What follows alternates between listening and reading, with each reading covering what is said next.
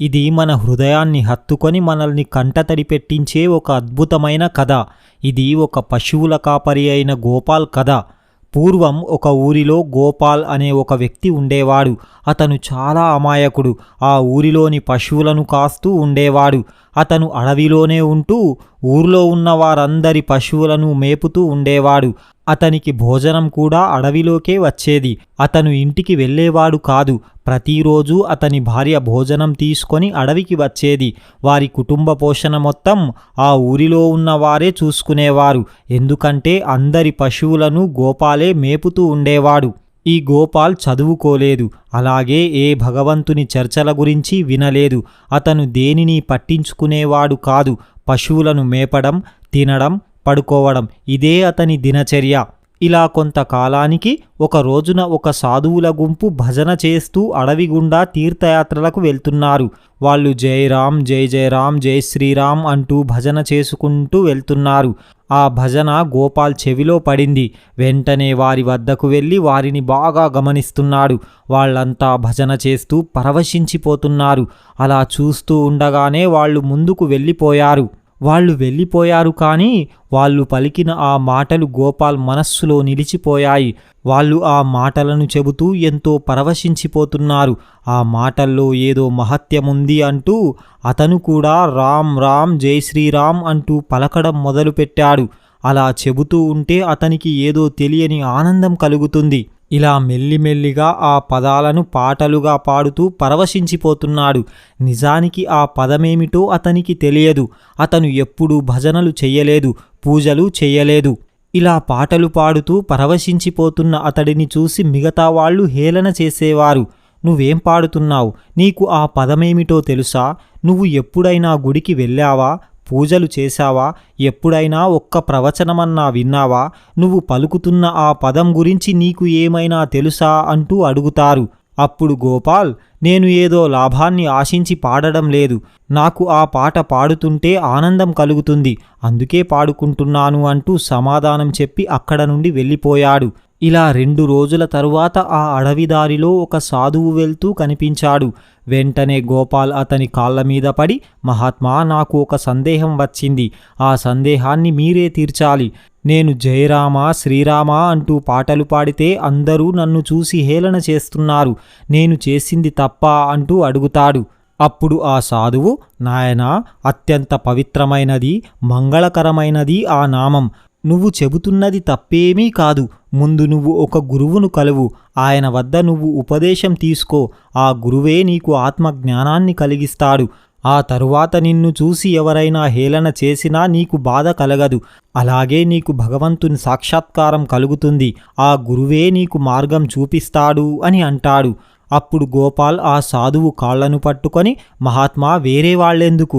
ఇప్పటి నుండి మీరే నా గురువు. మీరే నాకు ఉపదేశమివ్వండి, జ్ఞానాన్ని పంచండి అంటూ అమాయకంగా అడుగుతున్నాడు. అప్పుడు ఆ సాధువు, నాయనా, నేను తీర్థయాత్రలకు వెళ్తున్నాను. నాకు ఇప్పుడు వీలు పడదు. కానీ నువ్వు ఆ భగవంతుణ్ణి ప్రార్థిస్తే నీకోసం ఆ భగవంతుడే ఒక గురువును నీ వద్దకు పంపిస్తాడు. ముందు నువ్వు ఆ భగవంతుణ్ణి ప్రార్థించు. ఆ శ్రీకృష్ణ భగవానుణ్ణి ప్రార్థించు. నీకు తప్పకుండా మంచి సద్గురువు లభిస్తాడు అని చెప్పి ఆ సాధువు తన దారిలో వెళ్ళిపోయాడు. ఇక అప్పటి నుండి గోపాల్ తన వద్దకు వచ్చే గురువు కోసం ఎదురు చూస్తున్నాడు. చెట్లు ఎక్కి దూరం నుండి ఎవరైనా వస్తున్నారా అంటూ గమనించేవాడు. ఒకవైపు పశువులను కాస్తూనే గురువు కోసం వెతుకుతున్నాడు. ఇలా చాలా కాలం గడిచిపోయింది. కానీ అతను తన విశ్వాసాన్ని విడవలేదు. ఏదో ఒక రోజున గురువు తప్పకుండా వస్తాడు, నాకు మంత్రోపదేశం చేస్తాడు అని దృఢంగా నమ్ముతున్నాడు. చివరికి ఒక రోజున భగవంతుడే ఒక సద్గురువుగా వస్తున్నాడు. గోపాల్ అతడిని దూరం నుంచే గమనించి, అదిగో ఆ సాధువు చెప్పిన గురువు అతనే అంటూ వేగంగా అతనికి ఎదురు వెళ్ళి అతని పాదాలపై పడి, గురుదేవా, మీరే నన్ను ఆశీర్వదించండి. నేను మీకోసమే ఎన్నో రోజుల నుండి ఎదురు చూస్తున్నాను అంటూ కన్నీళ్లు పెట్టుకున్నాడు. ఆ గురువు యొక్క పాదాలను పట్టుకొని, గురుదేవా, నాకు భగవత్ప్రాప్తి కలిగే మంత్రోపదేశం చేయండి, నన్ను మీ శిష్యుడిగా స్వీకరించండి అంటూ అడుగుతాడు. అప్పుడు ఆ గురువు, నాయనా నువ్వేమీ బాధపడకు, నీకు నేను తప్పకుండా మంత్రాన్ని ఉపదేశిస్తాను. ముందు వెళ్ళి నువ్వు స్నానం చేసిరా, మనం ఒక చెట్టు దగ్గర కూర్చొని మాట్లాడుకుందాం. నీకు నేను ఉపదేశం ఇస్తాను, దాని నియమాలు కూడా నీకు చెబుతాను అని అంటాడు. అప్పుడు గోపాల్, గురుదేవా, ఎలాంటి నియమాలు పాటించాలి? నేనైతే అడవి మనిషిని, నాకేమీ తెలియదు. నేను ఏ పూజలు చేయలేను. నేను అడవిలో పశువులను మేపుకునేవాణ్ణి. నేను ఇంటికి కూడా వెళ్ళను. భోజనం కూడా నాకు ఇక్కడికే నా భార్య తీసుకువస్తుంది. నేను ఏ నియమాలను పాటించలేను. ఏ వ్రతాన్ని కూడా చేయలేను. నేను ఏ సాధన చేయలేను. మీరు నా పరిస్థితిని ఒక్కసారి చూడండి. నాకు వయస్సు ఇప్పుడు 50 సంవత్సరాలు. మీరు నాకు ఒక్క మాట మాత్రమే చెప్పండి. ఆ మాటను నేను నా ప్రాణం పోయినా విడువను, నా ప్రాణాలైనా వదిలేస్తాను. కానీ ఆ మాట మాత్రం తప్పను. ఏ నియమాలు నేను పాటించలేను అంటూ ధీరంగా అడుగుతాడు. గోపాల్ మాటలు విన్న ఆ గురువుకు చాలా సంతోషం కలిగింది. సరే అయితే నేను నీకు ఒకే ఒక్క నియమం మాత్రమే చెబుతాను. నా ఆరాధ్య దైవం శ్రీకృష్ణ భగవానుడు. ఈరోజు నుండి నీ ఆరాధ్య దైవం కూడా శ్రీకృష్ణ భగవానుడే. ఈరోజు నుండి ఆయనకు పెట్టకుండా నువ్వేమీ తినకూడదు. ఇదే నువ్వు పాటించవలసిన నియమం. నీ వద్ద ఏది ఉంటే అదే. చివరికి ఎండిపోయిన రొట్టె ఉన్నా ముందుగా భగవంతునికి సమర్పించాలి. ఆయనకు పెట్టకుండా నువ్వు ఎట్టి పరిస్థితిలో తినకూడదు అని అంటాడు. అప్పుడు గోపాల్, గురుదేవా, ఈ నియమం పాటించడం చాలా సులువు. నా ప్రాణం పోయినా సరే ముందుగా భగవంతునికి పెట్టిన తరువాతే నేను తింటాను. నీళ్లు కూడా ఆయనకు సమర్పించిన తరువాతే త్రాగుతాను అంటూ ఆనందంతో ఎగురుతున్నాడు. నాకు గురువు లభించాడు, గురుమంత్రము లభించింది అంటూ ఆనందిస్తున్నాడు. అలా చెప్పి ఆ గురువు అక్కడ నుండి వెళ్ళిపోయాడు. ఆ కొద్దిసేపటికే ఇంటి నుండి తన భార్య భోజనం తీసుకువచ్చింది. ఇక ఏకాంతంగా ఒక చెట్టు క్రింద కూర్చొని ఆ వచ్చిన ఆహారాన్ని ఒక ఆకుపై ఉంచి నమస్కరిస్తూ, శ్రీకృష్ణ రా, వచ్చి తిను అంటూ మనస్సులో తలుచుకున్నాడు. అలా కొద్ది సమయం గడిచింది. శ్రీకృష్ణ భగవానుడు రాలేదు. అయ్యో, గురువు చెప్పాడు ముందుగా శ్రీకృష్ణుడికి భోజనం పెట్టమన్నాడు. నేను అలాగే చేశాను. మరి శ్రీకృష్ణుడు రావడం లేదేంటి అంటూ చెట్టు పైకెక్కి దూరం నుండి వస్తున్నాడేమోనని అమాయకంగా చూస్తున్నాడు. అలా ఆ రోజు గడిచిపోయింది. శ్రీకృష్ణ భగవానుడు రాలేదు.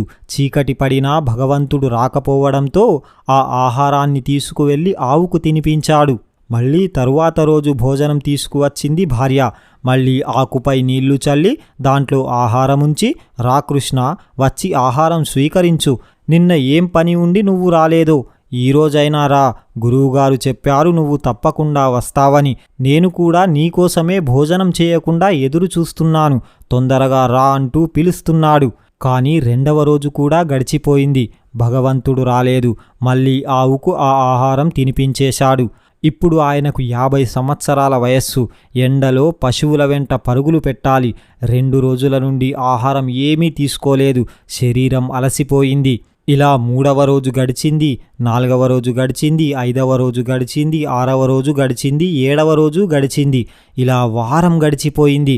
కానీ అతను గురువు చెప్పిన మాటను మనస్సులో దృఢంగా పట్టుకున్నాడు.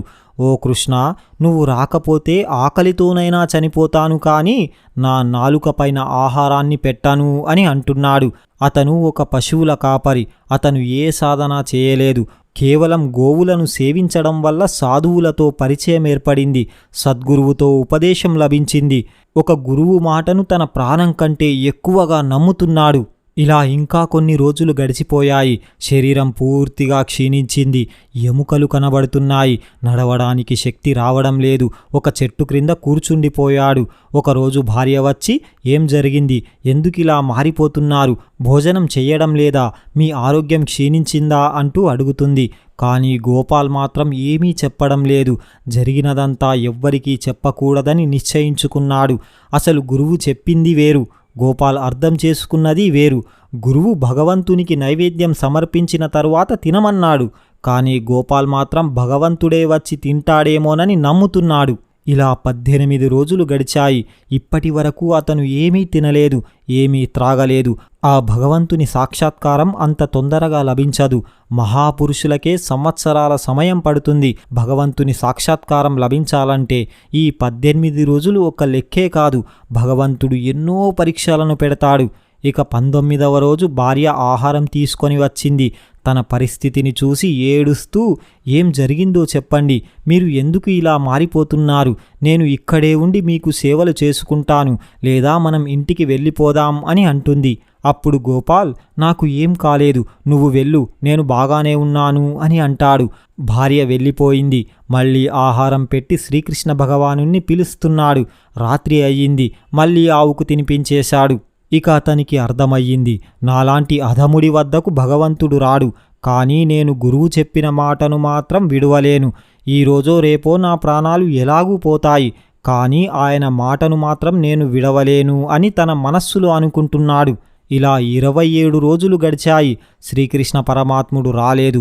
ఇప్పటి వరకు అతను ఎలాంటి ఆహారం తీసుకోలేదు. చెట్టు కింద పడుకొనే ఉన్నాడు. లేవడానికి ఏమాత్రం శక్తి లేదు. ఆకును కూడా తెచ్చే శక్తి లేదు. ఇంటి నుంచి వచ్చిన ఆహారాన్ని అదే పాత్రలో ఉంచి పిలుస్తున్నాడు. దేవా, నువ్వు నన్ను కలవడానికి ఇష్టపడడం లేదు, కానీ నేను మాత్రం ప్రాణం పోయే వరకు ఇలాగే ఉంటాను, ఇక నీ ఇష్టం అని అంటున్నాడు. ఎంత నిష్టగా ఉంటే అంత మహాత్ములుగా మారుతారు. మనం కొంత దుఃఖం కలిగితే అల్లాడిపోతాం. ఈ నిష్టతో అతని అనంత జన్మల పాపాలన్నీ నశించిపోతున్నాయి. మనం అనుకుంటాం, అయ్యో భగవంతుడు ఇంత నిర్దయగా ఉంటాడా అని అనుకుంటాం. కానీ ఆత్మకు ఏ దుఃఖం కలగదు. నిష్టతో ఉన్నవారికి శరీరంతో సంబంధం ఉండదు, ఆత్మతోనే సంబంధం. ఇక 27వ రోజు భార్య వచ్చి, చూడండి, ఇక నేను ఇక్కడ నుండి వెళ్ళను, నాకు చాలా భయంగా ఉంది, పదండి ఇంటికి వెళ్దాం అంటూ అడుగుతుంది. అప్పుడు గోపాల్, ఈరోజు నువ్వు ఇంటికి వెళ్ళు, రేపు నువ్వు చెప్పినట్టే వింటాను అని అంటాడు. ఎందుకంటే ఇక ఈరోజు తన ప్రాణాలు పోతాయని అతనికి అర్థమయ్యింది. ఆమె ఏడుస్తూ అక్కడ నుండి వెళ్ళిపోయింది. ఇక అతనికి ఏమాత్రం శరీరంలో శక్తి లేదు. కళ్ళు మూసుకొని పడుకున్నాడు. బయటకు మాట్లాడడానికి శక్తి రావడం లేదు. ఇక ఆహారాన్ని అదే పాత్రలో ఉంచి తన మనస్సులో వేడుకుంటున్నాడు. ఎందుకంటే బయటకు మాట్లాడేంత శక్తి అతని వద్ద లేదు. ఓ కృష్ణ, వచ్చి భోజనం చేయు, లేదంటే నన్ను తీసుకుపో, ఇక నాకు ఓపిక లేదు, ఇక నీ ఇష్టం, ఇదే నా చివరి మాట అంటూ కళ్ళు మూసుకున్నాడు. ఇలా కొద్దిసేపటి తర్వాత గోపాల్ అంటూ ఒక శబ్దం వినిపించింది. ఆ శబ్దం వినగానే అతి కష్టం మీద కళ్ళు తెరిచి చూశాడు. ఆ గురువు అప్పుడే చెప్పాడు, భగవంతుడు పిలిస్తే అమృతంలాగా ఉంటుందని. సరిగ్గా అలాగే అనిపించింది గోపాల్కి. కళ్ళు తెరిచి చూడగానే సరిగ్గా గురువు చెప్పిన విధంగానే పట్టు పీతాంబరం ధరించి మురళిని పట్టుకొని నెమలి పించంతో ముగ్ధ మనోహర రూపం చూడగానే అతనికి ఆత్మానందం కలిగింది. గురువు ఎలాగైతే వర్ణించాడో సరిగ్గా అలాగే ఉన్నాడు. కొద్దిగా కష్టాన్ని భరించినందుకు ఆ భగవంతుడే గోపాల్ వద్దకు వచ్చేశాడు. గోపాల్ గురువు మాటను పట్టుకున్నాడు. దానికోసం తన ప్రాణాలను పణంగా పెట్టాడు. విచిత్రమేమిటంటే అక్కడ భగవంతుడు ఎవ్వరికీ కనబడడం లేదు. గోపాల్కు మాత్రమే కనబడుతున్నాడు. భగవంతుడు మనకు కనబడాలనుకుంటే అతన్ని చూడడానికి ముందుగా మనకు దృష్టిని ప్రసాదిస్తాడు. గోపాలుకు గురువు రూపంలో దృష్టి లభించింది. మనస్సుతో పిలిచినందుకు అతనికి అంతర్దృష్టి కలిగింది. భగవంతుని తేజోమయమైన రూపాన్ని చూసి కళ్ళు మూసుకున్నాడు. కానీ మనస్సుతో చూస్తున్నాడు. కళ్ళు మూసుకున్నా అదే రూపం కనబడుతుంది. కళ్ళు తెరిచి ఆ భగవంతునికి సైగ చేస్తున్నాడు. దేవా, నేను కదలలేను, నువ్వే నా వద్దకు రా అని పిలిచాడు. భగవంతుడు దగ్గరకు రాగానే పాదాలపై పడిపోయాడు. అతని కన్నీళ్లతో భగవంతుని పాదాలు తడిచిపోయాయి. ఒక ఊరిలో పశువులను కాచుకునే వ్యక్తి. ఏ ధర్మకార్యాల గురించి అతనికి తెలియదు. ఏ భక్తి గురించిన జ్ఞానం అతనికి లేదు. ఏ శాస్త్రాల గురించిన జ్ఞానం లేదు. అయినా అతనికి అంతటి అదృష్టం కలిగింది. శ్రీకృష్ణ భగవానుడు అతడిని గుండెలకు హత్తుకున్నాడు. అలా భగవంతుడు గుండెలకు హత్తుకోగానే అతని శరీరంలో పూర్తి శక్తి వచ్చి మళ్ళీ పూర్వరూపంలోకి వచ్చేశాడు. ఇప్పుడు అతడికి ఏ దుఃఖం లేదు. చివరికి భగవంతుని కన్నీటితో గోపాల్కు అభిషేకం జరిగింది. అతనికి భగవత్ ప్రాప్తి కలిగింది. చివరికి భగవానుడు కూర్చొని ఆహారం తిని గోపాల్కు కూడా తినిపించాడు. గోపాల్, నేను ఇప్పటి వరకు ఇలాంటి భోజనం తినలేదు, ఇది చాలా రుచిగా ఉంది. గోపాల్, నువ్వు నన్ను ప్రేమపూర్వకంగా పిలవడం వల్లే నేను వచ్చాను. ఎవరైతే నన్ను ప్రేమపూర్వకంగా నిష్టతో పిలుస్తారో వాళ్లకు నేను ఖచ్చితంగా దర్శనమిస్తాను. గోపాల్, ఇక నీకు జీవితంలో ఎప్పుడూ దుఃఖం కలగదు, హాయిగా సుఖంగా జీవించు అంటూ అంతర్ధానమైపోయాడు. ఇలా ప్రేమతో పిలిచినందుకు అతనికి అంతటి అదృష్టం కలిగింది. చూశారు కదా. మీకు గనక ఈ వీడియో నచ్చితే జై శ్రీకృష్ణ అని ఒక చిన్న కామెంట్ చేయండి. ఇలాంటి మరిన్ని వీడియోస్ కోసం ఇప్పుడే మా ఛానల్ని సబ్స్క్రైబ్ చేసుకోండి. పక్కనే ఉన్న బెల్ ఐకాన్ని ప్రెస్ చేయండి. మా వీడియోని లైక్ చేయండి, షేర్ చేయండి. జై శ్రీకృష్ణ.